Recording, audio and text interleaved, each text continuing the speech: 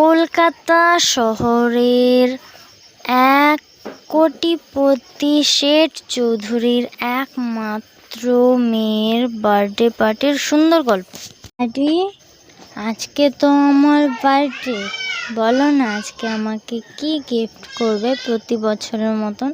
Please please daddy. হ্যাঁ বাবা, দিব। সময় এলে তুমি দেখে নিও। ওকে মাই ডটার।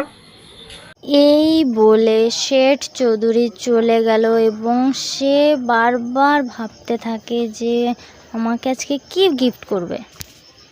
এদিকে গরিব বাড়ির একটি ছেলে বলছে, আমার খুব খিদে পেয়েছে মা, কিছু খাবারের বন্দোবস্ত করো না মা। ছেলেটির মা খুবই চিন্তিত হয়ে গেল যে বাচ্চাগুলো কিছু খাবার খায়নি, কিছুক্ষণ পর সন্ধ্যা নেমে আসবে। তার মা বলছে, কিছুক্ষণ পর বাবা সন্ধ্যা নেমে আসবে, আজকে পাশের বাড়ি একটা বার্থডে পার্টি আছে, ওইখানে গিয়ে দেখবো কিছু খাবার যদি পেলাম। রাত্রিও হলো এবং বার্থডে পার্টি শুরুও হয়ে গেল এবং বম ফাটছে। চলো বাবা, অনেক তো রাত হয়ে গেল, চলো দেখি।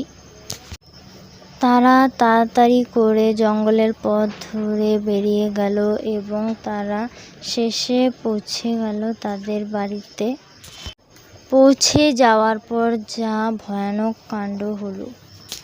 বাহ, কত খাবার, তাই না মা? আমার তো দেখে জিভে জল চলে আসছে। তোমরা কে? হ্যাঁ, কোথা থেকে এসেছো আমাদের বাড়িতে? কি কাজ এখানে? শেঠ চৌধুরীর মেয়ে খুব রেগে চুপচাপ শুনছে।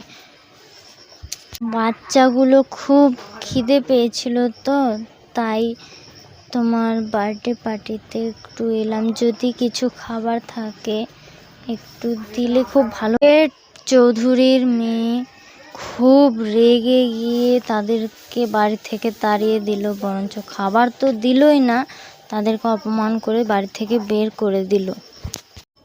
তারা কোনো কথা না বলে চুপচাপ তাদের বাড়ি থেকে বেরিয়ে গেল এবং আমরা এ থেকে এটাই বুঝতে পারি যে গরিব হোক বা বড়লোক ধনী সবাই একই। সো তোমরা এমন খারাপ ব্যবহার কখনো করবে না, এটাই আমার তোমাদের কাছে অনুরোধ।